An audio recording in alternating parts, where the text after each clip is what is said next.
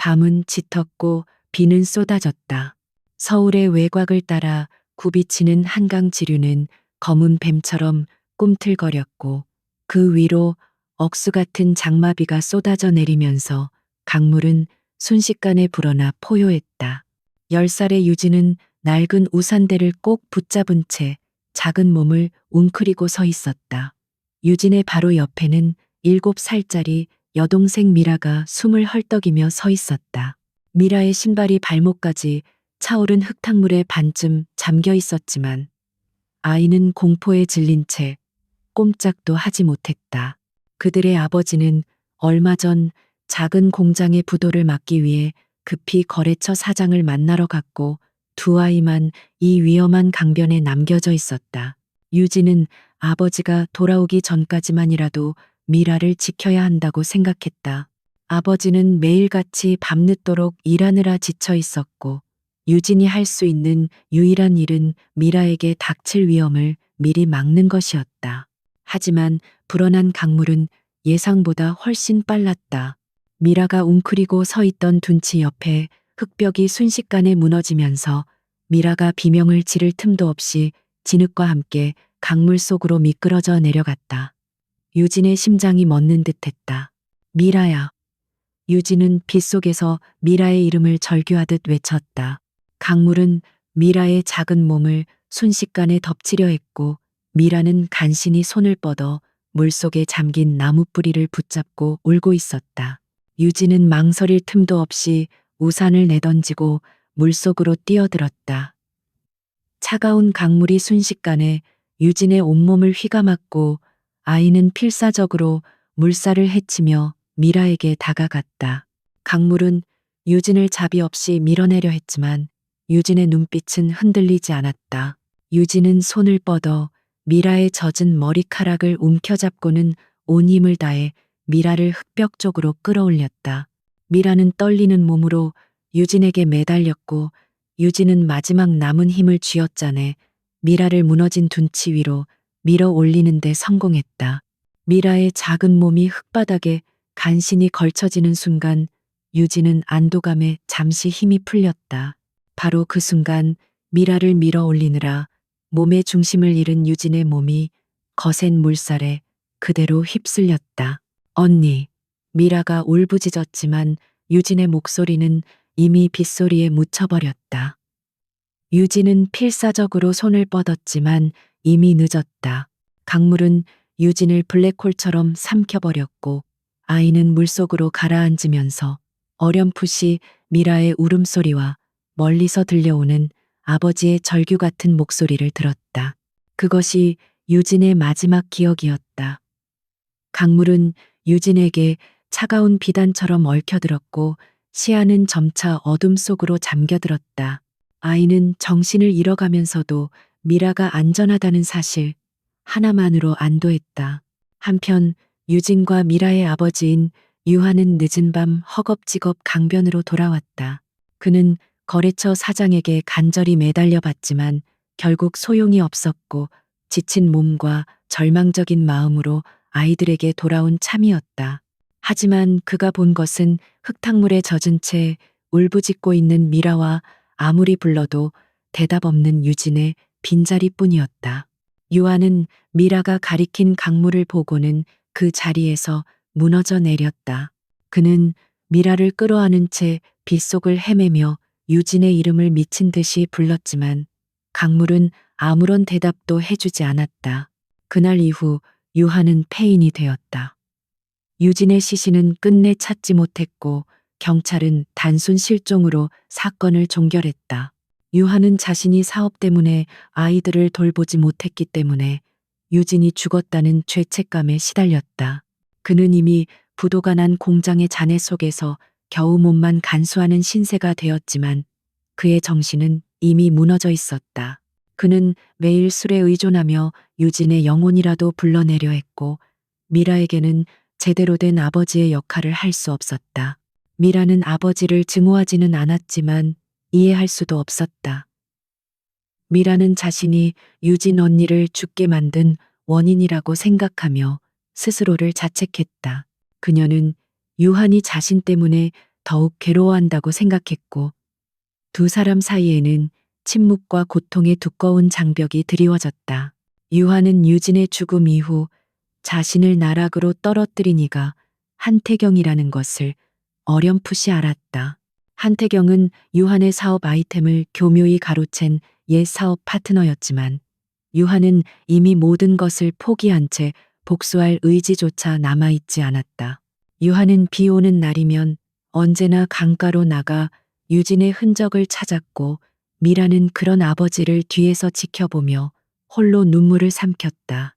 유한의 삶은 절망 그 자체였고 강물에 휩쓸려 사라진 유진의 비극적인 희생은 이 가족에게 영원히 치유될 수 없는 상처를 남겼다. 그는 강가에서 유진을 찾아 헤매다 결국 지쳐 쓰러지곤 했다. 유한은 자신의 무능함이 가족을 파괴했다고 믿었고 그 죄책감은 그를 평생 따라다닐 족쇄가 되었다. 유한은 이제 복수나 재기에 대한 생각조차 할 수 없었고 그저 미라와 함께 하루하루를 버텨나갈 뿐이었다. 그로부터 10년이 흘렀지만 유한의 삶은 조금도 나아지지 않았다. 그는 여전히 낡은 판잣집에서 살았고 미라는 혼자 힘으로 생계를 꾸려나가기 위해 온갖 아르바이트를 전전해야 했다. 유한은 미라에게 미안함과 죄책감만 줄 뿐이었다. 그러나 그들의 비극적인 과거를 완전히 잊지 않은 이가 있었다. 바로 강물 속으로 사라졌던 유진이었다. 그녀는 죽지 않았다. 거친 물살 속에서 기적적으로 살아남아 새로운 이름과 새로운 삶을 얻게 된 그녀의 내면에는 복수심과 정의를 향한 강렬한 불꽃이 타오르고 있었다. 유진의 운명은 강물에 휩쓸린 그날 밤 완전히 바뀌었다. 그녀를 구한 것은 우연이 아니었고 그 배후에는 거대한 그림자가 숨겨져 있었다. 이제 유진은 낡고 초라했던 과거의 소녀가 아니었다. 그녀는 차갑고 완벽하며 비즈니스 세계를 뒤흔들 수 있는 강력한 존재로 변모해 있었다. 그녀의 귀환은 한태경의 제국에 대한 조용하지만 치명적인 복수의 서막이 될 것이었다. 그녀의 심장 속에는 여전히 미라를 구하던 순간의 뜨거운 용기가 남아 있었지만 겉모습은 철저하게 냉철한 총재로 무장되어 있었다. 그녀의 복수는 단순한 복수가 아니라 무너진 정의를 바로 세우고 아버지의 삶을 되찾아주기 위한 숭고한 임무가 될 터였다. 유진이 강물에 휩쓸린 지 꼬박 10년이 지난 후 그녀는 완전히 새로운 사람으로 변모해 있었다. 그녀의 새 이름은 강지혜, 아시아 금융계를 뒤흔드는 거대 투자 그룹 피닉스 캐피탈의 젊고 냉철한 총재였다. 그녀는 유진으로서의 과거를 철저히 지웠지만 그 과거가 준 상처와 목표 의식은 그녀를 단단하게 무장시키는 강철 갑옷이 되었다. 그녀의 외모는 10살 소녀의 흔적을 찾아볼 수 없을 만큼 세련되고 완벽했지만 그 눈빛만큼은 여전히 10년 전 강물 속에서 미라를 향해 뻗던 필사적인 의지로 타오르고 있었다. 강지혜를 키운 이는 홍콩의 거물 투자가이자 전직 MI6 요원이었던 제임스 리였다.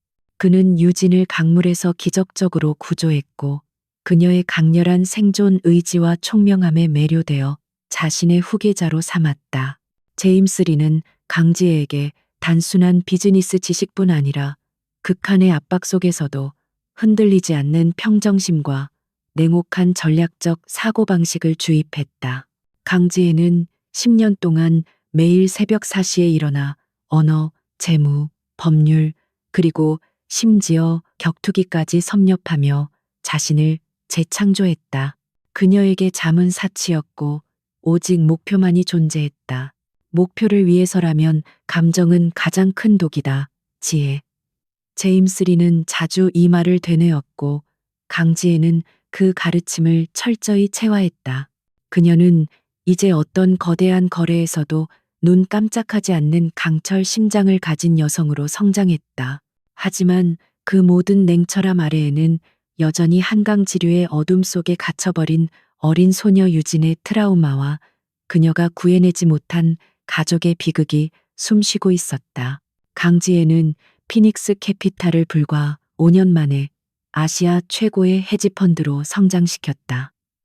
그녀의 별명은 검은 백조였다. 예상치 못한 순간에 나타나 시장을 뒤흔들고 누구도 예측하지 못한 방식으로 승리를 거머쥐었기 때문이었다. 그녀의 성공은 그녀가 가진 뛰어난 분석력과 누구에게도 의존하지 않는 독립적인 결단력 덕분이었다. 그러나 그녀의 진짜 목표는 돈이 아니었다. 그녀가 이룩한 모든 부와 권력은 오직 한국으로 돌아가 가족을 찾고 아버지를 파멸로 몰아넣은 한태경을 무너뜨리기 위한 도구에 불과했다. 총재님, 서울지사 설립은 마무리 단계에 있습니다. 태경홀딩스와 관련된 정보망도 완벽하게 구축했습니다. 강지혜의 충실한 비서이자 오른팔인 윤세연이 보고했다. 윤세연은 강지혜와 함께 피닉스 캐피탈의 초기부터 함께 해온 인물로 그녀의 차갑고 완벽한 면모 뒤에 숨겨진 복잡한 사연을 어렴풋이 짐작하고 있었다. 하지만 그는 절대 묻지 않았다. 그의 임무는 오직 강지혜의 그림자가 되어 그녀의 모든 전략을 완벽하게 실행하는 것뿐이었다. 강지혜는 뉴욕의 펜트하우스에서 서울 야경이 담긴 모니터를 응시했다. 화면 속에는 10년 전의 낡은 공장 부지 대신 우뚝 솟은 한태경의 태경홀딩스 본사 건물이 보였다. 그 건물의 높이는 한태경의 오만함과 탐욕을 그대로 상징하는 듯했다. 강지혜의 입가에 차가운 미소가 감돌았다. 한태경은 자신이 이룩한 제국이 얼마나 허술한 기초 위에 세워졌는지 전혀 모르고 있을 터였다.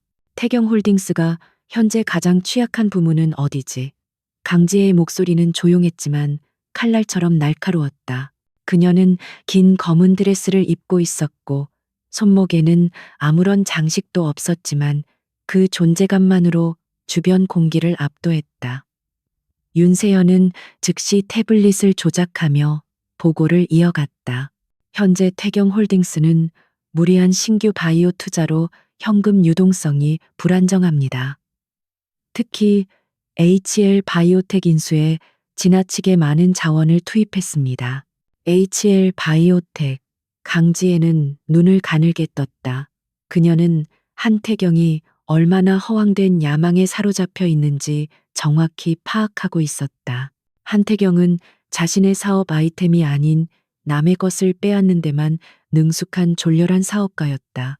그의 무리한 확장은 제국을 더욱 취약하게 만들었고 강지혜에게는 완벽한 공격 목표를 제공했다. 그녀는 서울로 돌아가는 비행기에 오르기 전 마지막으로 제임스 리에게 연락했 계획대로 진행하겠습니다. 제가 돌아오지 못하면 제 모든 자산은 미라에게 상속됩니다. 강지혜는 담담하게 말했다. 제임스 리는 걱정스러운 목소리로 대답했다. 유진, 너는 이미 모든 것을 가졌어. 복수는 내 영혼을 갉아먹을 뿐이다. 강지혜는 고개를 저었다. 이것은 복수가 아닙니다, 제임스. 이것은 제가 잃어버린 정의를 되찾고 아버지에게 진 빚을 갚는 일입니다. 그리고 한태경은 반드시 자신의 오만함에 대한 대가를 치러야 합니다. 강지혜는 전화기를 내려놓고 창밖의 어둠을 응시했다. 10년 전 그녀를 삼킨 것은 강물이었지만 이제 그녀는 이 서울이라는 거대한 도시를 삼킬 준비가 되어 있었다. 그녀의 귀환은 단순한 비즈니스 거래가 아니라 과거의 유령이 현실로 돌아와 심판을 내리는 행동이었다. 그녀는 여전히 어딘가에 살아있을 아버지를 찾아내고 죄책감에 시달리고 있을 미라를 조용히 지켜볼 생각이었다. 강지혜의 냉철한 이성은 이 모든 과정을 치밀한 작전으로 계획하고 있었다. 그녀의 눈에는 미라를 밀어 올리던 순간에 차가운 물빛과 아버지가 자신을 부르던 절규가 교차했다. 이 모든 것은 그녀가 다시 인간적인 삶을 되찾기 위한 대장정이었다. 그녀는 피닉스 캐피탈 총재로서의 위장 아래 복수를 완성하려는 유진이었다. 그녀는 자신의 능력이 한태경 같은 구시대적이고 오만한 권력자를 무너뜨리기에 충분하다는 것을 알고 있었다. 그녀의 무기는 돈이 아니라 10년 동안 갈고 닦은 지성과 전략, 그리고 무엇보다 그녀를 키워낸 극한의 고통이었다. 그녀는 잃어버린 모든 것을 되찾을 때까지 멈추지 않을 작정이었다. 서울행 전용기의 문이 닫히고 강지혜는 자리에 앉았다. 그녀는 눈을 감았지만 머릿속에는 이미 태경홀딩스를 무너뜨릴 완벽한 시나리오가 빠르게 전개되고 있었다. 그녀는 한태경이 자신을 평가, 절하할 것이라는 것을 확신했다. 젊은 여자, 그것도 외국에서 온 펀드 매니저가 고작 몇 년 만에 이룬 성공을 한태경은 운이나 배경 덕분이라고 치부할 것이 분명했다. 이 오만함이야말로 강지혜가 이용할 가장 큰 약점이었다. 그녀는 그들이 그녀를 얕잡아 볼수록 더욱 치명적인 일격을 가할 수 있었다. 서울은 이제 그녀의 사냥터가 될 것이었다. 그녀의 귀환은 조용했지만 파괴적일 것이었다. 서울에 도착한 강지혜는 피닉스 캐피탈 한국지사 사무실이 내려다 보이는 강남의 최고층 빌딩 펜트하우스를 숙소로 정했다. 그녀는 그곳에서 한강의 야경을 내려다보며 10년 전 자신이 휩쓸렸던 강물의 흐름을 무심한 눈빛으로 관찰했다. 강물의 흐름은 변했지만 그녀의 목표는 변하지 않았다. 그녀는 이제 한국 경제의 심장부로 돌아온 유진이었고 이 도시는 그녀의 무대가 될 터였다. 그녀는 공식적인 비즈니스 활동을 시작하기에 앞서 가장 중요하고 개인적인 목표를 실행에 옮겨야 했다. 바로 아버지 유한과 여동생 미라의 현재를 확인하는 일이었다. 아버지의 위치는 강지혜는 조용히 물었고 윤세연은 즉시 정보를 띄웠다. 윤세연은 강지혜가 한국에 도착하자마자 가장 먼저 요청한 것이 그녀의 친아버지 유한의 위치 정보라는 사실에 내심 놀랐지만 아무런 내색도 하지 않았다. 유한은 여전히 10년 전 살던 강변 외곽의 낡은 판잣집 근처를 떠나지 못하고 있었다. 그는 이미 몸과 마음이 망가져 있었고 폐지나 고물을 주어 근근히 생계를 유지하고 있었다. 한때 유망한 기술을 가진 작은 공장의 사장이었지만 이제 그는 거리의 노숙자와 다를 바 없었다. 강지혜는 밤늦은 시간 검은색 고급 세단을 타고 아버지 유한이 거주하는 지역 근처로 향했다. 그녀는 운전기사를 멀리 떨어뜨려 놓고 홀로 낡은 골목길을 걸었다. 10년 만에 다시 찾은 그곳은 시간이 멈춘 듯 황량했고 강지혜의 숨은 턱 막혀왔다. 그녀는 익숙한 골목 끝에서 낡고 허름한 판잣집 앞에 웅크리고 앉아있는 한 노인을 발견했다. 10년 세월의 고통이 새겨진 아버지 유한이었다. 그의 수염은 덥수룩했고 옷차림은 남루했으며 초점 없는 눈빛은 그가 여전히 과거의 절망 속에 갇혀 있음을 보여주었다. 유한은 차가운 시멘트 바닥에 주저앉아 무언가를 중얼거리고 있었다. 가까이 다가가자 강지혜는 그가 낡은 빛바랜 사진 한 장을 들고 있다는 것을 알았다. 그것은 유진과 미라가 환하게 웃고 있는 10년 전의 가족 사진이었다. 유한은 사진 속 유진의 얼굴을 손가락으로 더듬으며 낮은 목소리로 울부짖고 있었다. 유진아, 아빠가 잘못했어. 네가 아니었다면 내가 널 잃었어. 그의 울음소리는 고통과 죄책감으로 가득 차 있었고 강지혜의 심장을 날카롭게 찔렀다.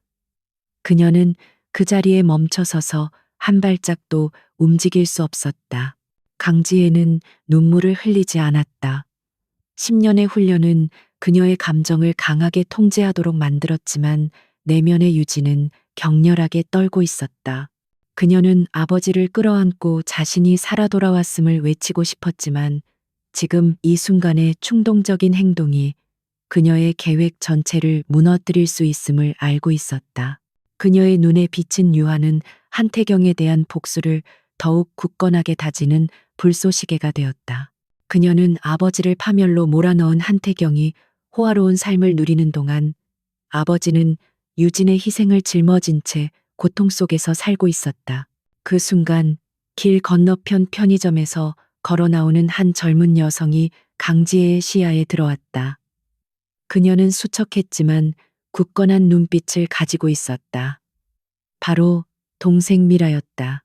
미라는 유한에게 다가가 그를 일으켜 세웠다. 아버지, 여기서 주무시면 안 돼요. 감기 걸리세요. 미라의 목소리에는 지친 기색이 역력했지만 여전히 아버지에 대한 깊은 연민과 애정이 담겨 있었다. 미라는 아버지를 부축하며 낡은 판잣집 안으로 들어갔다. 그 모습은 10년 전 유진이 미라를 지키려 했던 것처럼 이제 미라가 무너진 아버지를 지키고 있음을 보여주었다. 강지혜는 어둠 속에 숨어 그들의 모습을 지켜보았다. 미라는 언니가 죽던 날에 트라우마와 아버지의 무너짐을 홀로 견디며 강인하게 성장해 있었다. 그녀는 미라를 도울 수 있는 유일한 방법은 한태경의 제국을 완전히 무너뜨리고 아버지의 과거를 명예롭게 회복시키는 것뿐이라고 생각했다. 그녀는 그들의 삶에 직접 개입하지 않았다. 지금은 때가 아니었다. 그녀는 이 모든 고통의 원흉을 제거해야만 했다. 강지혜는 아버지를 위해 기도하는 미라의 뒷모습을 마지막으로 눈에 담고는 차가운 결의를 다진 채 어둠 속으로 사라졌다. 다음 날 강지혜는 태경 홀딩스를 무너뜨릴 펠리르 작전을 개시했다. 그녀는 피닉스 캐피탈 서울 지사 회의실에서 핵심 팀원들을 소집했다. 그녀의 팀은 윤세현을 필두로 세계 최고의 재무 분석가와 법률 전문가들로 구성되어 있었다. 강지혜는 짧고 명확한 지침만을 전달했다. 우리의 목표는 단순합니다. 한태경 회장의 태경홀딩스를 뿌리부터 흔들어 무너뜨리는 것입니다. 저는 그가 가진 오만함이라는 약점을 이용할 겁니다. 우리의 첫 번째 목표는 HL 바이오텍입니다. HL 바이오텍은 태경홀딩스가 미래 성장 동력으로 삼고 무리하게 투자한 바이오 회사였다.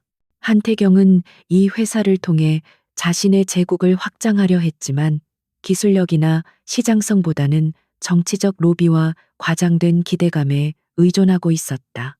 강지혜는 이 지점을 정확히 꿰뚫어 보았다. 태경홀딩스의 현금 유동성을 즉시 파악하고 HL 바이오텍의 핵심 기술 특허에 대한 법적 허점을 찾아내세요. 한 회장은 단기적인 성과에 눈이 멀어 장기적인 위험을 간과했습니다. 우리는 그 허점을 파고들 것입니다. 강지혜의 지시는 완벽하게 치밀했다. 그녀는 단지 주가를 떨어뜨리는 공매도 같은 단순한 공격이 아니라 태경홀딩스 내부의 부실과 모순을 터뜨려버리는 구조적 공격을 계획했다. 그녀는 한태경이 결코 예측할 수 없는 방식으로 움직이기로 결정했다.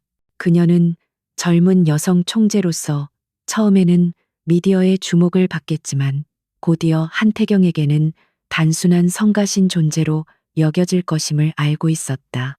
이 평가절하가 바로 강지혜의 가장 강력한 무기였다. 며칠 후 피닉스 캐피탈은 HL 바이오텍의 핵심 특허가 사실은 10년 전 한태경이 헐값에 매입한 작은 연구소의 기술을 도용한 것에 불과하다는 의혹을 제기하는 보고서를 발표했다. 이 보고서는 단순한 의혹 제기를 넘어 법적 검토 의견서와 재무 분석 자료를 첨부하여 발표되었고 HL 바이오텍의 주가는 순식간에 폭락하기 시작했다. 이 충격은 태경홀딩스의 현금 유동성을 즉각적으로 압박했다. 태경홀딩스 본사 한태경 회장은 불같이 화를 내며 보고서를 집어던졌다. 피닉스 캐피탈 강지혜? 그 콧대 높은 애송이가 감히 누구에게 덤비는 거야. 당장 그 여자에 대해 조사해. 사생활이든 뭐든 약점을 찾아내서 언론에 뿌려. 한태경은 강지혜의 전략적인 공격의 깊이를 이해하지 못했다. 그는 이것을 단순한 헤지펀드의 이익을 위한 시도라고 치부했고 오직 권력과 언론 플레이로 이 상황을 무마시키려 했다. 그의 오만함은 강지혜가 계획한 첫 번째 덫에 걸려들고 있었다. 그는 자신을 공격하는 이 여성이 10년 전 자신이 짓밟았던 한 사업가의 딸, 강물에 빠져 죽었어야 할 그 소녀라는 것을 꿈에도 생각하지 못했다. 강지혜의 첫 번째 공격은 태경홀딩스의 심장에 비수를 꽂았다. HL 바이오텍의 주가는 폭락했고 태경홀딩스의 신용도에도 금이 가기 시작했다. 재계는 젊은 여성 총재의 대담함에 놀랐지만 한태경 회장은 여전히 강지혜를 과소평가하고 있었다. 그는 피닉스 캐피탈의 움직임을 단순한 시장 교란 행위로 규정하며 자신의 오만함이라는 보호막 속에 숨어 있었다.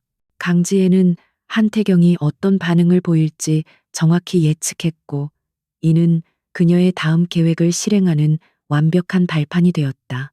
한 회장의 반응은 예상대로입니다. 그는 우리를 단순한 잡음으로 취급하고 있습니다. 강지혜는 서울 시내를 내려다보는 펜트하우스에서 차가운 홍차를 마시며 말했다. 그녀는 검은 정장 차림이었고 그 단정함 속에는 빈틈없는 결의가 담겨 있었다. 윤세현은 강지혜의 예측 능력에 감탄하며 보고서를 올렸다. 한 회장은 현재 공매도 세력과의 전쟁을 선포하고 언론을 통해 HL 바이오텍의 기술력을 과대 포장하는 데 집중하고 있습니다. 하지만 그는 근본적인 문제, 즉 현금 유동성 위기를 무시하고 있습니다. 강지혜는 고개를 끄덕였다. 그의 오만함이 곧 그의 무덤이 될 것입니다. 한태경은 항상 눈에 보이는 힘, 즉 돈과 권력만 믿었지 보이지 않는 균열, 즉 진실과 도덕성을 간과했습니다. 윤 비서, 이제 두 번째 작전을 개시합니다. 태경홀딩스의 부패 고리를 끊어내는 것입니다. 그녀의 목소리에는 일말의 망설임도 없었다. 강지혜는 단순히 회사의 주가를 떨어뜨리는 것을 넘어 한태경이 이룩한 제국 전체를 윤리적, 법적으로 무너뜨릴 계획을 가지고 있었다.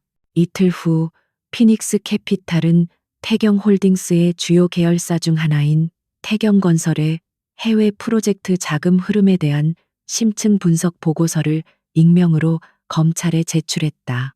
이 보고서에는 복잡하게 얽힌 페이퍼 컴퍼니와 비자금 조성 정황이 자세히 담겨 있었다. 이 정보는 단순한 추측이 아닌 10년 전 유한의 공장을 빼앗을 때 한태경이 사용했던 방식과 유사한 구조를 역추적하여 얻어낸 것이었다. 강지혜는 한태경의 악습을 너무나도 잘 알고 있었다. 이 소식은 즉시 재계를 뒤흔들었다. 검찰이 태경건설에 대한 압수수색에 착수하면서 한태경은 더 이상 강지혜를 단순한 애송이로 볼 수 없게 되었다. 이는 명백한 전쟁 선포였다. 한 회장은 경로했다. 그는 자신의 권력망을 총동원하여 피닉스 캐피탈의 배후를 캐내려 했지만 피닉스 캐피탈은 홍콩과 싱가포르를 기반으로 하는 철저히 익명화된 구조였고 강지혜 역시 철저히 베일에 쌓여 있었다. 강지혜, 이 어린 여우를 당장 내 눈앞에서 치워. 한태경은 자신의 집무실에서 소리를 질렀다. 그는 피닉스 캐피탈이 단순한 투기 세력이 아니라 자신을 표적으로 삼은 정치적 공격이라고 판단하기 시작했다. 그는 이 모든 것이 자신의 경쟁자들이 젊은 여성을 앞세워 자신을 흔들려는 계략이라고 굳게 믿었다. 이 오판이야말로 강지혜가 원했던 것이었다. 한태경은 개인적인 복수심이 아닌 거대한 권력 투쟁 속에서 자신을 바라보게 되었다. 강지혜는 한태경의 반응을 예측하며 다음 단계로 나아갔다. 그녀는 윤세현에게 태경홀딩스의 핵심 임원 명단을 건네며 은밀한 접촉을 지시했다. 한 회장 주변에는 그를 두려워하는 이들만 있는 것이 아닙니다. 그의 오만함에 질려버린 이들도 있습니다. 그들이 우리에게 필요한 진실을 털어놓도록 만드세요. 특히 김 실장을 주목하세요. 김 실장은 태경홀딩스의 재무팀 실세로 한태경의 불법적인 자금 세탁을 도맡아 처리했지만 최근 한 회장의 독선적인 경영 방식에 염증을 느끼고 있었다. 강지혜의 전략은 심리전이었다. 그녀는 김 실장에게 태경홀딩스의 몰락이 피할 수 없는 현실임을 보여주고 그에게 내부 고발자로서 새로운 삶을 시작할 수 있는 기회를 제시했다. 이는 돈이나 협박이 아닌 정의와 생존에 대한 호소였다. 김 실장은 며칠간 고민에 빠졌다. 그는 한 회장에게 충성을 바치기엔 그의 죄가 너무 컸고 피닉스 캐피탈의 총재인 강지혜의 능력은 그가 무시할 수 없는 수준이었다. 그는 결국 강지혜의 제안을 받아들이기로 결심했다. 한편 강지혜는 개인적인 삶을 계속해서 감시하고 있었다. 그녀는 미라가 등록금을 벌기 위해 밤늦도록 편의점 아르바이트를 하는 모습을 멀리서 지켜보았다. 미라의 얼굴에는 지친 기색이 역력했지만 고객들에게는 항상 밝게 미소 지었다. 강지혜는 미라에게 따뜻한 코트 한 벌과 생활비를 몰래 보내주고 싶었지만 그렇게 하지 않았다. 그녀의 개입은 미라를 위험에 빠뜨릴 수 있었고 그녀의 정체를 미리 노출시킬 수도 있었다. 그녀는 미라가 스스로의 힘으로 서 있는 모습을 보며 더욱 강하게 복수를 다짐했다. 강지혜는 낡은 아파트 앞에서 아버지 유한이 폐지를 줍는 모습을 보았다. 유한은 춥고 힘든 기색이 역력했지만 틈틈이 주머니 속에서 낡은 가족 사진을 꺼내보며 혼자 중얼거렸다. 강지혜는 그 사진 속 유진의 얼굴이 바로 자신임을 알았다. 그녀는 아버지에게 다가갈 수 없는 고통을 이겨내며 차가운 결의를 더욱 굳건히 했다. 그녀의 복수는 단순히 돈을 되찾는 것이 아니라 아버지의 무너진 존엄과 명예를 되찾아주는 것이었다. 우리의 싸움은 단순한 비즈니스가 아닙니다. 그것은 정의를 위한 전쟁입니다. 우리는 악의 오만함이 어떻게 스스로를 파멸시키는지 보여줄 것입니다. 강지혜는 윤세연에게 단호하게 말했다. 그녀는 한태경이 그녀를 얕잡아 볼수록 그가 파멸의 한 걸음 더 가까워지고 있음을 알고 있었다. 김 실장과의 접선이 성공적으로 이루어지면서 강지혜는 이제 한태경의 제국을 내부에서부터 붕괴시킬 수 있는 치명적인 무기를 손에 넣게 되었다. 그녀의 다음 행보는 한태경이 결코 상상하지 못했던 방향으로 전개될 터였다. 김 실장의 내부 고발은 강지혜에게 한태경 제국의 심장부를 겨눌 수 있는 치명적인 무기를 제공했다. 김 실장은 한태경의 지시 아래 유한의 공장을 무너뜨리고 그의 기술을 빼앗는 과정에 직접 관여했던 인물이었다. 그는 10년 전 사건의 전말과 한태경이 저지른 모든 불법적인 행위를 상세히 알고 있었다. 강지혜는 서울 외곽의 안전가옥에서 김 실장과 비밀리에 만났다. 강지혜는 테이블 맞은편에 앉아 떨고 있는 김 실장을 차가운 눈빛으로 응시했다. 진실을 말하세요, 김 실장님. 왜 한태경 회장이 10년 전 그 작은 공장을 그렇게 필사적으로 원했는지부터 시작합니다. 강지혜의 목소리는 낮았지만 공간 전체를 맴도는 권위를 담고 있었다. 김 실장은 잔뜩 겁을 먹은 얼굴로 입을 열었다. 그건 유한 사장님의 초경량 합금 기술 때문이었습니다. 한 회장님은 유 사장님과 처음엔 협력 관계를 맺으려 했지만 유 사장님이 독점권을 요구하자 그 기술을 통째로 빼앗기로 결정했습니다. 김 실장의 증언은 강지혜의 예상과 정확히 일치했다. 그녀의 아버지 유한은 단순히 파산한 사업가가 아니라 한태경의 탐욕에 의해 희생된 천재 기술자였던 것이다. 김 실장은 강물 사고가 난 직후 한태경이 얼마나 빨리 유한의 공장을 집어삼키고 특허를 자신의 소유로 돌렸는지에 대해서도 증언했다. 유 사장님의 딸이 실종되었다는 소식이 회장님 귀에 들어갔을 때 회장님은 오히려 잘 됐다고 했습니다. 유 사장이 모든 것을 포기할 거라고요. 강지혜는 이 순간만큼은 감정을 억누르기 힘들었다. 그녀의 심장 아래 깊숙한 곳에서부터 뜨거운 분노가 치밀어 올랐지만 그녀는 탁자를 두드리지도 소리를 지르지도 않았다. 대신 그녀는 더욱 차갑게 얼어붙었다. 그 기술은 지금 태경 홀딩스의 방위산업 계열사에서 핵심 경쟁력으로 사용되고 있습니까? 강지혜는 침착하게 물었고 김 실장은 고개를 끄덕였다. 그녀는 이제 한태경의 제국이 자신의 피와 희생 위에 세워졌다는 것을 명확히 알게 되었다. 이날 김 실장에게서 확보한 결정적인 증거는 10년 전 기술 특허를 불법적으로 이전하는 과정에서 한태경이 직접 서명한 비밀 계약서 사본이었다.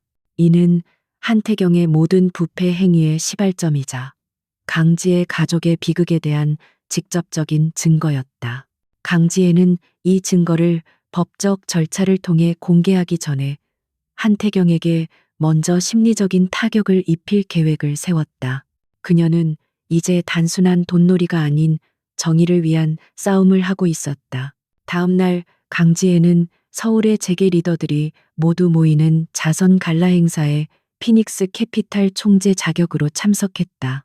그녀는 화려하지만 절제된 드레스를 입고 나타나 모든 이의 시선을 사로잡았다. 특히 한태경 회장은 젊고 아름다운 강지혜를 경계하면서도 묘한 흥미를 느끼는 듯했다. 그는 강지혜가 자신에게 심대한 타격을 입힌 장본인이라는 사실을 알았지만 여전히 그녀의 배후에 거대한 경쟁자가 숨어 있다고 오판하고 있었다. 강 총재, 대단한 공격이더군요. 하지만 젊은 패기만으로는 이 바닥에서 살아남기 힘들 겁니다. 한태경은 자신감 넘치는 미소를 지으며 강지혜에게 먼저 다가왔다. 그의 태도에는 여전히 그녀를 얕잡아 보는 오만함이 가득했다. 강지혜는 잔을 들고 한태경과 눈을 마주쳤다. 그녀의 눈빛은 강물처럼 차분했지만 그 아래에는 폭풍이 일고 있었다. 한 회장님, 저는 패기가 아니라 정보와 정의로 싸웁니다. 그리고 저는 이 바닥에서 살아남는 것을 넘어 오랫동안 쌓여온 더러운 것들을 청소하러 왔습니다. 강지혜의 목소리는 부드러웠지만 한태경의 귓가에는 날카로운 경고처럼 들렸다. 한태경은 순간 표정이 굳어졌지만 곧 다시 여유를 찾았다. 하하, 정의라니. 재밌는 농담이군요. 당신 같은 젊은이가 정의를 말할 때 나는 그 뒤에 숨겨진 돈 냄새를 맡습니다. 강지혜는 한태경에게서 시선을 떼지 않고 조용히 말을 이어갔다. 회장님, 저는 당신의 성공이 얼마나 허술한 기초 위에 세워졌는지 알고 있습니다. 10년 전 한 천재 기술자의 피와 땀을 짓밟고 올라선 그 기술, 지금도 잘 사용하고 계십니까? 이 말에 한태경의 얼굴색은 순식간에 변했다. 10년 전의 사건은 그 누구에게도 발설하지 않은 그의 가장 은밀한 비밀이었다. 그는 강지혜가 단순한 사업가 이상이라는 것을 직감했다. 무슨 소리 하는 건가, 강 총재. 함부로 입을 놀리지 마시오. 한태경은 목소리를 낮추며 위협했지만 이미 그의 당황한 눈빛은 주변 사람들의 이목을 끌기 시작했다. 강지혜는 마지막 일격을 가했다. 유한, 그 이름 기억하십니까? 당신이 지하실에 묻어버린 그 이름 말입니다. 곧 그 진실이 세상에 드러날 겁니다. 회장님의 오만함과 탐욕이 당신의 제국을 무너뜨리는 것을 저는 가장 가까이에서 지켜볼 겁니다. 강지혜는 더 이상 말하지 않고 잔을 비운 뒤 그 자리를 떠났다. 그녀의 뒤에는 충격과 분노에 사로잡힌 한태경만이 남겨졌다. 한태경은 그녀의 말에서 10년 전 사건에 대한 섬뜩한 암시를 읽어냈다. 그는 강지혜가 단순한 경쟁자가 아니라 자신에게 복수하려는 누군가의 대리인이라고 확신했지만 설마 죽은 줄 알았던 유한의 딸일 거라고는 꿈에도 생각하지 못했다. 그녀의 존재는 한태경의 제국에 대한 불안감과 공포를 심어주는데 충분했다. 강지혜는 행사를 마친 후 바로 집으로 돌아가지 않았다. 그녀는 미라가 일하는 편의점 근처를 배회했다. 미라는 교대 시간이 되어 편의점을 나섰고 낡은 오토바이를 타고 학원으로 향하고 있었다. 미라는 늦은 밤까지 공부하며 스스로 미래를 개척하려는 강인한 의지를 보여주고 있었다. 강지혜는 멀리서 미라의 뒷모습을 바라보며 결심했다. 이 복수의 끝에는 반드시 아버지와 미라의 평화로운 삶이 있어야 했다. 그녀의 심장 속에 남아있는 마지막 인간적인 감정이었다. 한태경에 대한 복수는 이제 단순한 정의 실현을 넘어 동생의 미래를 지키기 위한 성전이 되었다.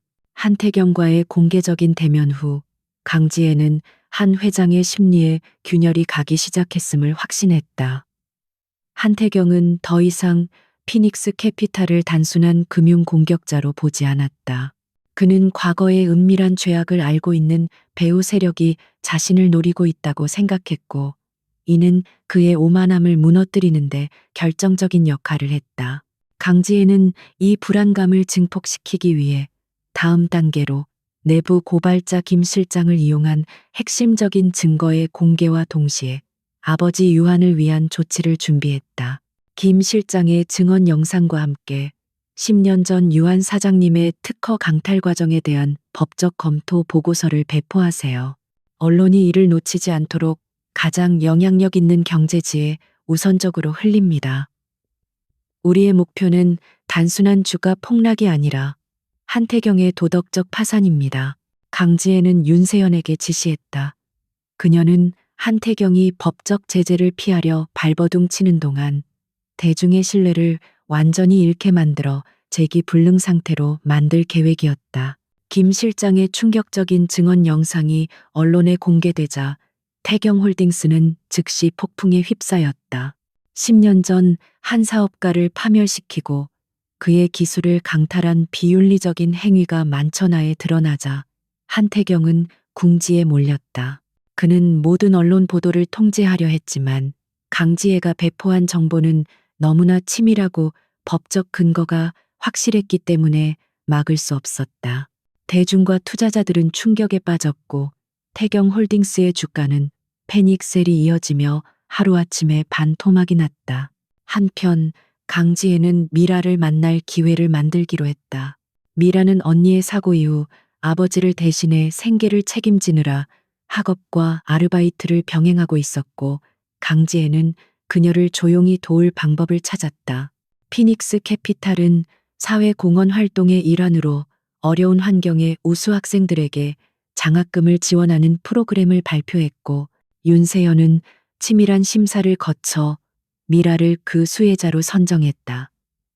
강지혜는 이 만남을 통해 미라의 현재 상황을 더 정확하게 파악하고 싶었다.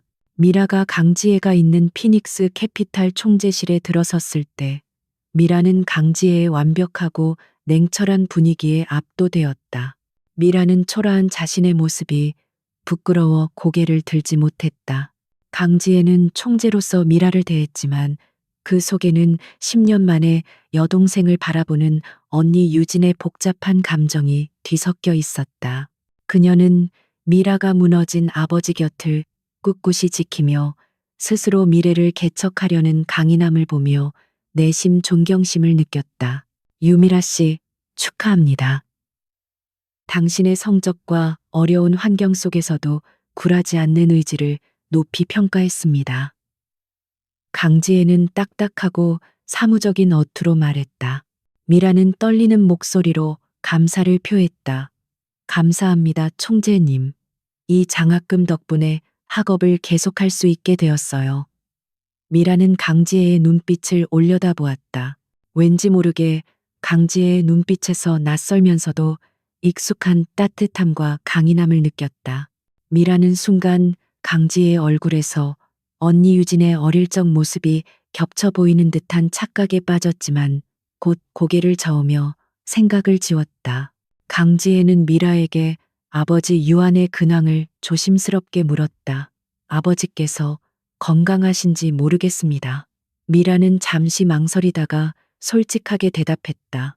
저희 아버지는 10년 전 언니의 사고 이후로 많이 힘들어 하세요. 매일 술로 지새우시고 폐지 줍는 일을 겨우 하세요. 언니에 대한 죄책감 때문에 자신을 용서하지 못하시는 것 같아요. 미라의 목소리가 떨려왔고 강지혜는 주먹을 꽉 쥐었다. 당신은 아버지를 원망하지 않습니까? 강지혜는 미라의 심정을 알고 싶어 질문했다.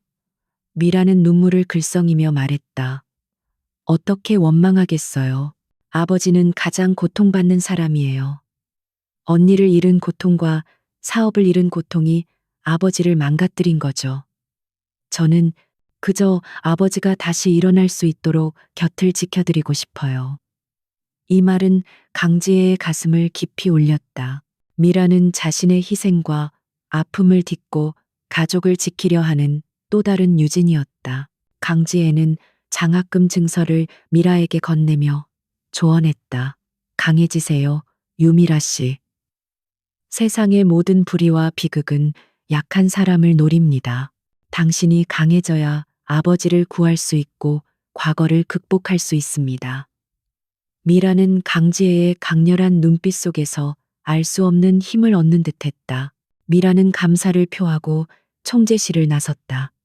미라가 떠나자 강지혜는 마침내 숨을 크게 내쉬었다. 그녀는 복수의 칼날을 더욱 날카롭게 벼려야 함을 깨달았다. 미라와 아버지의 평화를 위해서라도 한태경은 반드시 무너져야 했다. 같은 시각 한태경은 사면초가에 몰렸다. 김 실장의 증언으로 인해 검찰 수사는 더욱 속도를 냈고 태경홀딩스의 해외 비자금 통로가 하나둘씩 막히기 시작했다.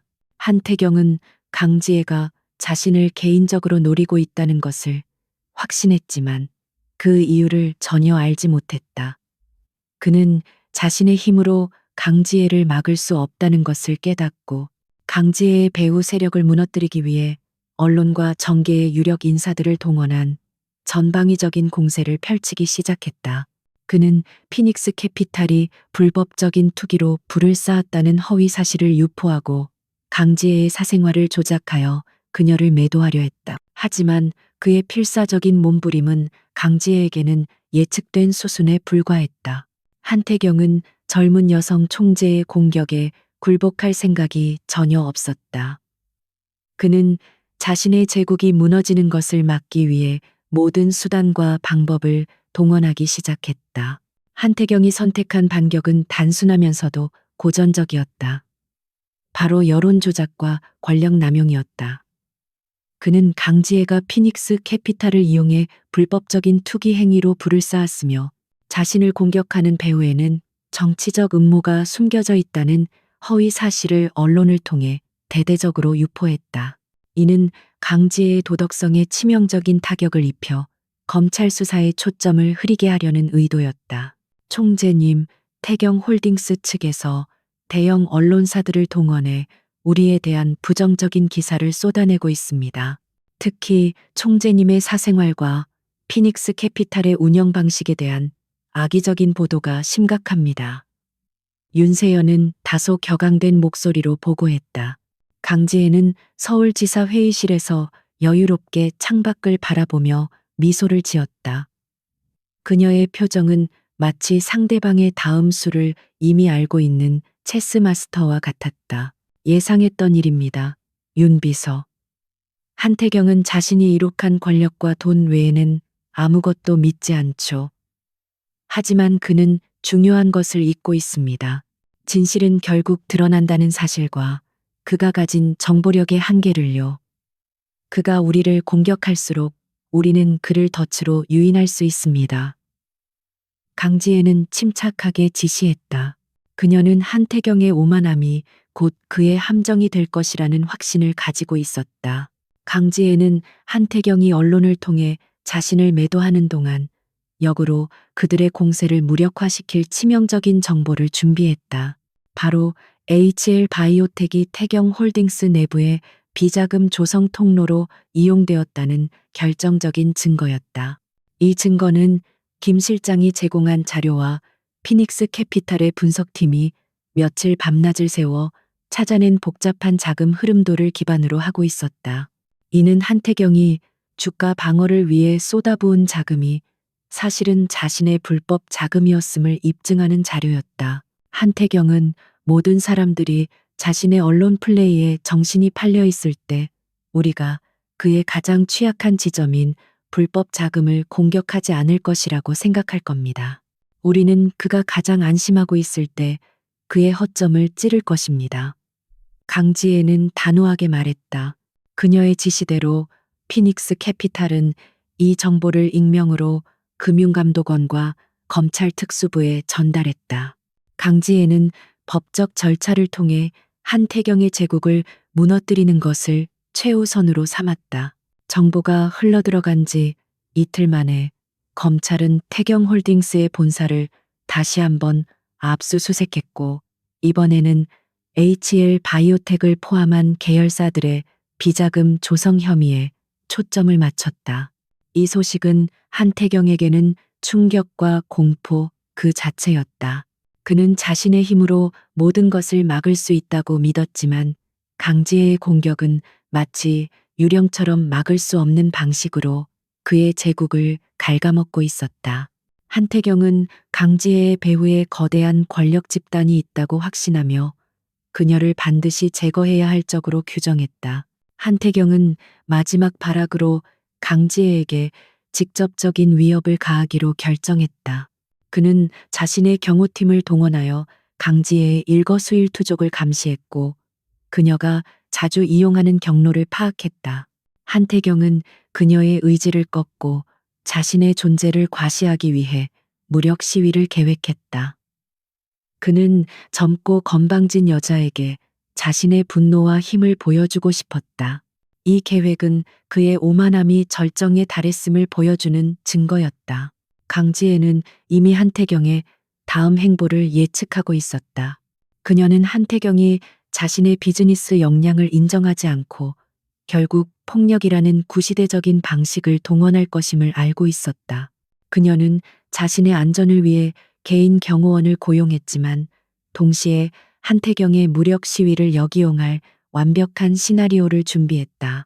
그녀는 그의 폭력성을 만천하에 드러내어 그를 완전히 고립시킬 계획이었다. 어느 날 밤 강지혜가 홀로 퇴근하던 길에 한태경이 보낸 경호팀이 그녀의 차량을 막아섰다. 건장한 남자들이 강지혜의 차문을 강제로 열려 했고 위협적인 분위기가 감돌았다. 강지혜의 전용차 운전기사는 당황했지만 강지혜는 뒷좌석에 앉아 미동도 하지 않았다.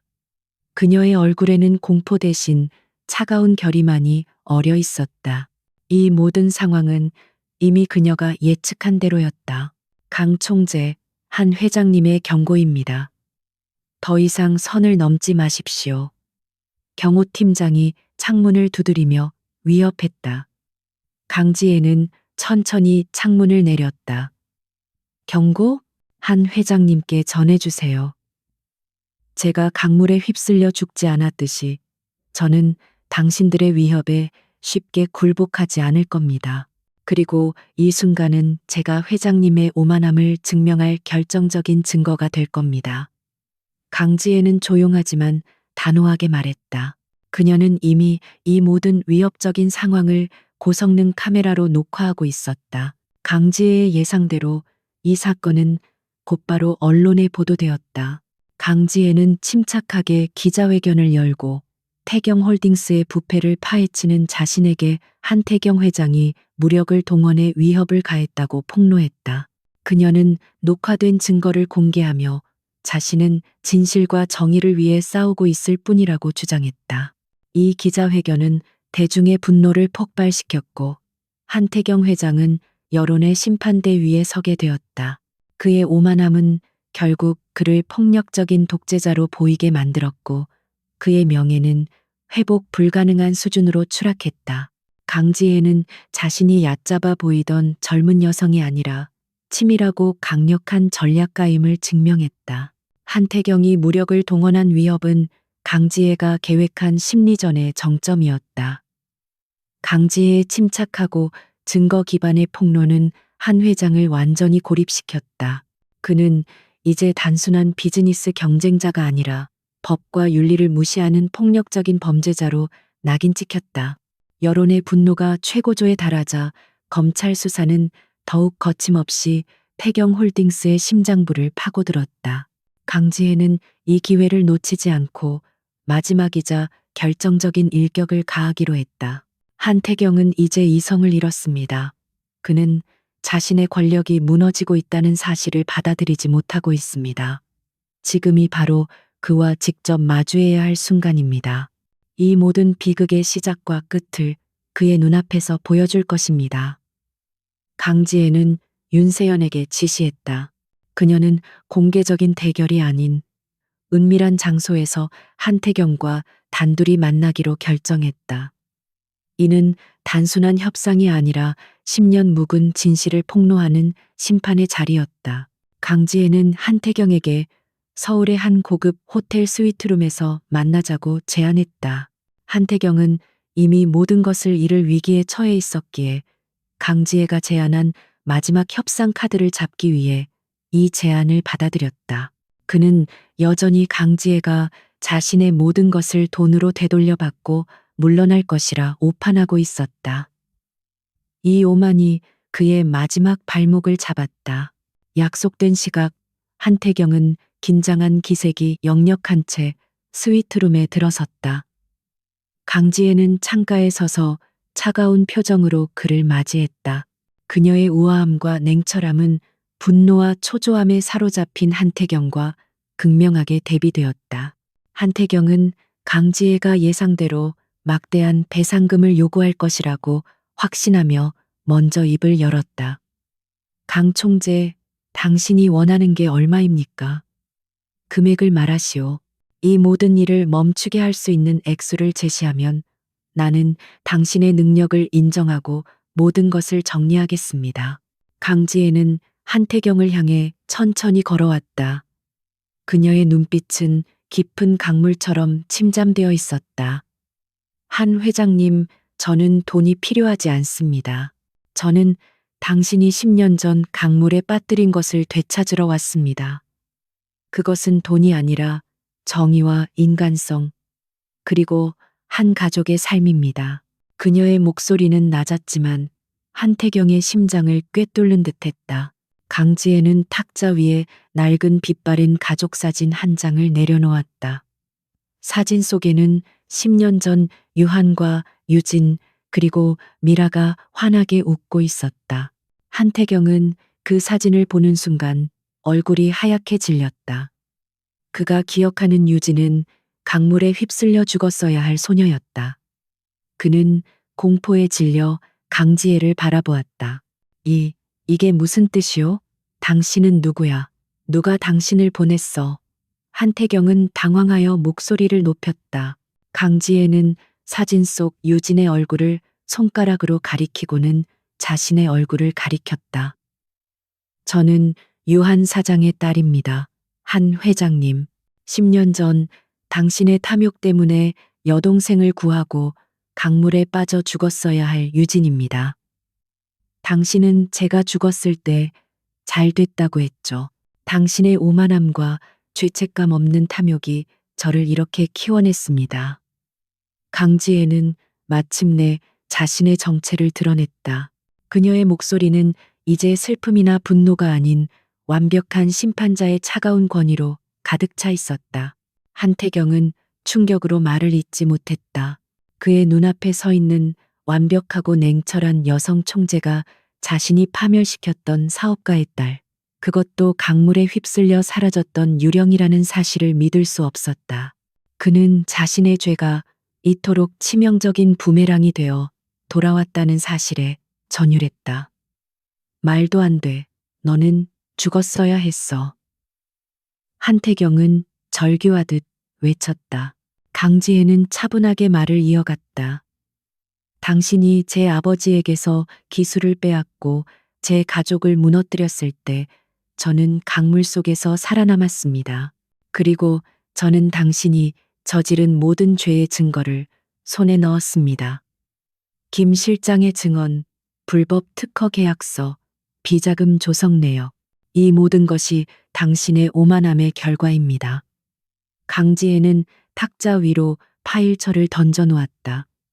그 안에는 한태경의 범죄가 상세하게 정리되어 있었다.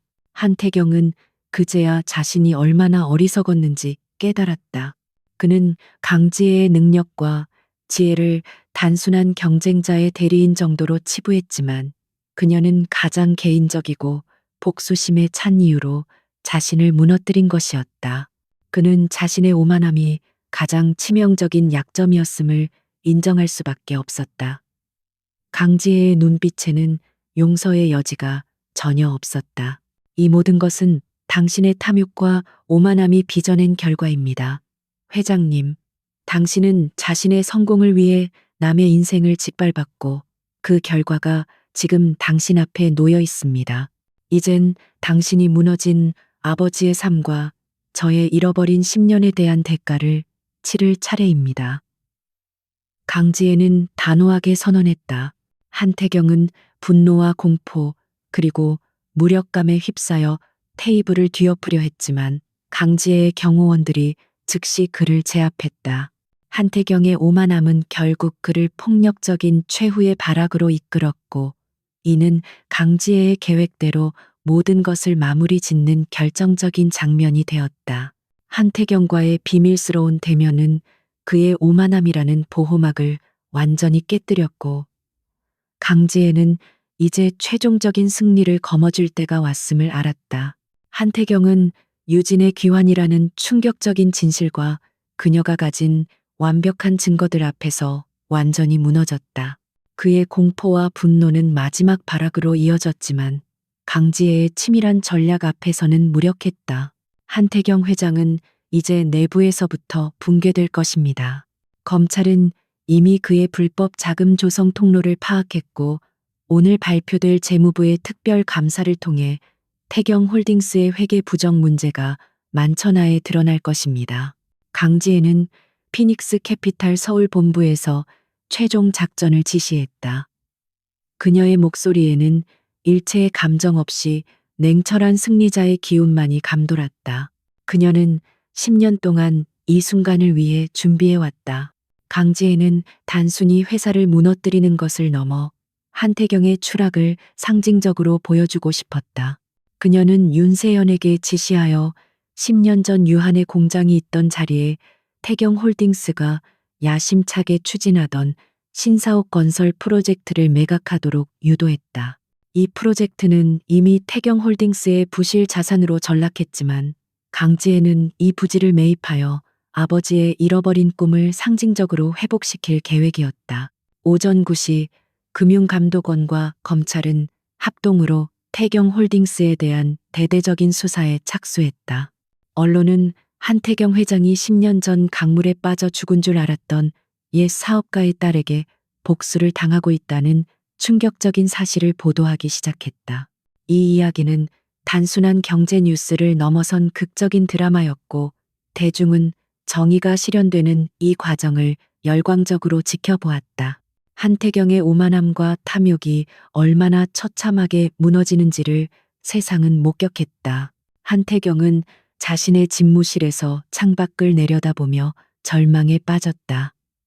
그가 수십 년간 쌓아 올린 제국이 하루아침에 모래성처럼 허물어지고 있었다. 그는 강지혜, 아니 유진의 복수가 단순한 돈이 아닌 자신의 모든 명예와 존재 자체를 앗아가려는 것임을 뒤늦게 깨달았다. 그는 그녀를 얕잡아 본 자신의 오만함을 저주했다. 내가 겨우 어린 여자에게 당하다니. 그는 분노와 후회 속에서 이를 갈았다. 극도의 압박감 속에서 한태경은 마지막 도피를 시도했다. 그는 은닉해둔 비자금과 함께 해외로 도주할 계획을 세웠다. 그는 권력과 돈을 잃었지만 적어도 목숨만은 부지하려 했다. 한 회장은 변장한 채 경호원 몇 명을 대동하고 공항으로 향했다. 그의 얼굴에는 더 이상 오만함이 아닌 패배자의 초조함과 공포만이 가득했다. 하지만 강지혜는 그의 도피마저 예측하고 있었다. 그녀는 한태경의 모든 금융 계좌와 도피 경로를 미리 파악하고 있었고 이미 공항과 항만 주변에 철저한 감시망을 구축해 두었다. 강지혜는 한태경의 도피를 막기 위해 직접 나섰다. 그녀는 윤세현과 함께 그의 도주 경로를 예측하여 공항으로 향하는 길목에서 그를 가로막았다. 고속도로 진입로 부근 강지혜의 검은 세단이 한태경의 차량을 가로막았다. 한태경은 창밖으로 강지혜의 냉정한 얼굴을 보는 순간 자신의 운명이 끝났음을 직감했다. 강지혜는 차에서 내려 한태경의 차문을 두드렸다. 그녀의 모습은 흔들림 없는 정의의 심판자 같았다. 한태경은 절규하며 경호원들에게 돌파를 명령했지만 강지혜의 경호팀과 미리 대기하고 있던 경찰 병력이 즉시 그들을 제압했다. 도망치려 하지 마십시오. 한 회장님. 당신의 오만함이 만든 감옥은 당신이 평생 갇혀 살아야 할 곳입니다. 강지혜는 한태경의 눈을 똑바로 바라보며 말했다. 한태경은 강지혜에게 달려들려 했지만 경찰에 의해 제지되었다. 그는 무너진 왕이었고 그의 오만함은 결국 그를 최악의 비극으로 이끌었다. 강지혜는 한태경이 수갑을 찬 채 끌려가는 모습을 지켜보았다. 그녀의 복수는 완벽하게 이루어졌다. 그녀의 가족을 파멸시켰던 탐욕과 오만함의 제국은 완전히 붕괴했다. 강지혜는 한태경이 끌려간 후에도 그 자리에서 한참을 서 있었다. 그녀의 마음속에는 승리의 쾌감 대신 10년 전 강물에 휩쓸려 사라졌던 유진의 슬픔과 고통이 밀려왔다. 이제 그녀는 복수라는 무거운 짐을 내려놓고 가장 중요하고 어려운 마지막 임무를 수행해야 했다. 바로 아버지 유한에게 자신의 생존을 알리고 미라와 재회하는 것이었다. 복수는 끝났지만 그녀의 진짜 삶은 이제부터 시작이었다.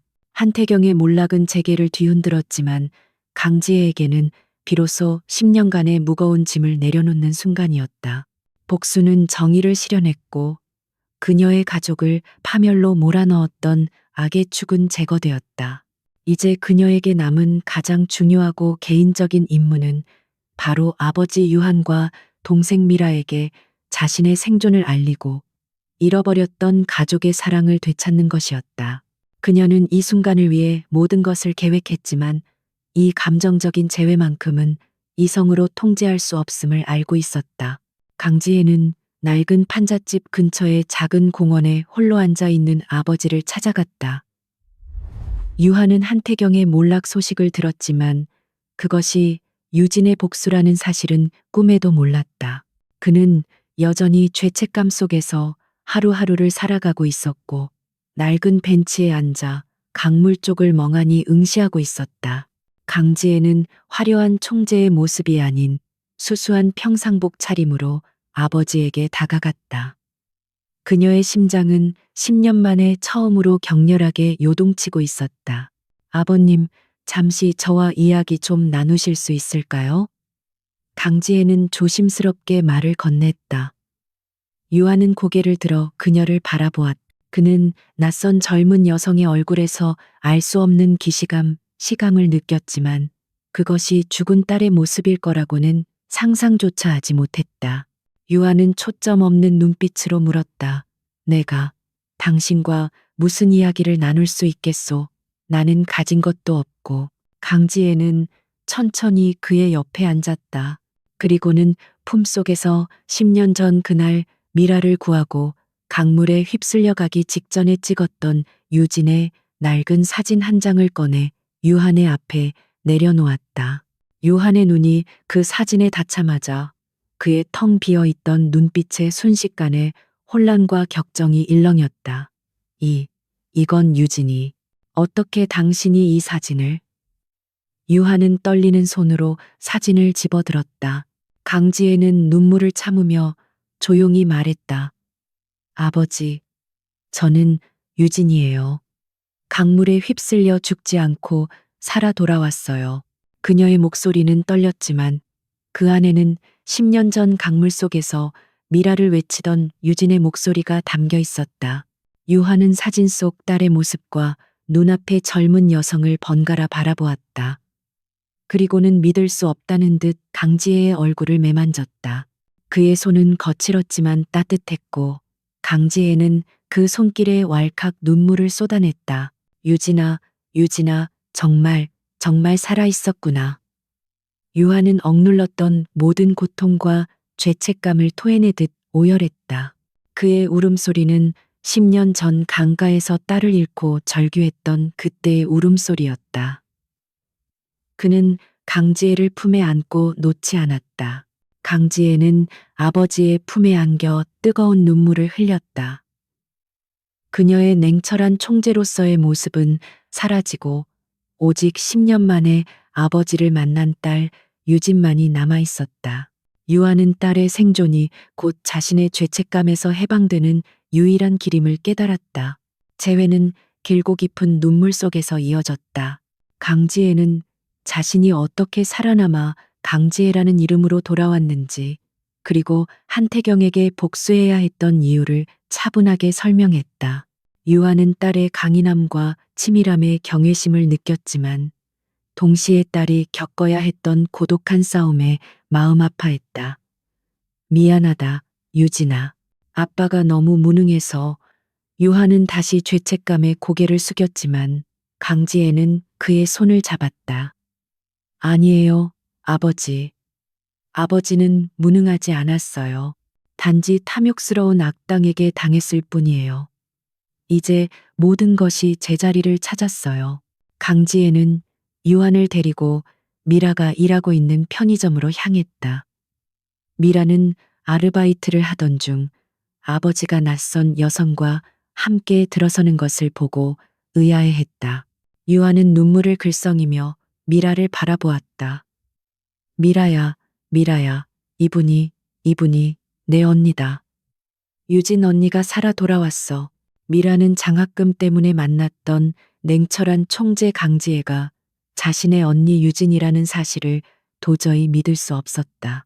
하지만 아버지의 간절한 눈빛과 강지혜의 눈빛 속에 담긴 10년 전 강물 속 언니의 모습이 겹쳐지면서 미라는 믿기 힘든 현실을 받아들였다. 미라는 울음을 터뜨리며 강지혜에게 달려가 안겼다. 언니, 정말 살아있었어. 정말 미안해. 미라는 언니를 잃은 죄책감을 토해냈다. 강지혜는 미라의 머리를 쓰다듬으며 조용히 속삭였다. 아니, 미라야, 너는 아무 잘못 없어. 나는 네가 강해지는 모습을 보며 10년 동안 힘을 얻었어. 이제 우리 셋이 다시 함께 할 수 있어. 가족의 뜨거운 포옹은 10년간의 비극과 고통을 녹여내고 새로운 희망을 선사했다. 복수는 끝났지만 진정한 치유는 이제 시작이었다. 강지혜는 한태경의 몰락으로 확보한 자산과 피닉스 캐피탈의 자원을 활용하여 10년 전 유한이 꿈꾸었던 초경량 합금 기술을 다시 연구하고 개발할 재단을 설립했다. 그녀는 그 재단 이름을 유진 미라 재단이라고 명명했다. 아버지 유한은 재단 설립에 참여하여 자신의 기술을 정당하게 회복하고 명의를 되찾았다. 그는 더 이상 폐지 줍는 노인이 아니라 세상에 공헌하는 기술자로 제2의 삶을 시작했다. 강지혜는 피닉스 캐피탈의 총재로서의 삶을 계속했지만 그녀의 목표는 이제 단순한 부의 축적이 아니었다. 그녀는 사회의 부조리와 탐욕을 감시하고 약자들에게 정의를 실현하는 정의의 파수꾼으로서의 역할을 수행하기로 결심했다. 그녀의 강철 같은 의지와 뛰어난 전략은 이제 가족의 울타리를 넘어 더 넓은 세상의 공정함을 위해 사용될 터였다. 강지혜는 더 이상 복수에 사로잡힌 유령이 아니라 과거의 희생을 발판 삼아 미래를 창조하는 강인하고 현명한 여성 총재로 우뚝 섰다. 그녀의 이야기는 비극적인 희생이 어떻게 강렬한 정의와 의미 있는 구원으로 승화될 수 있는지를 보여주는 증거가 되었다.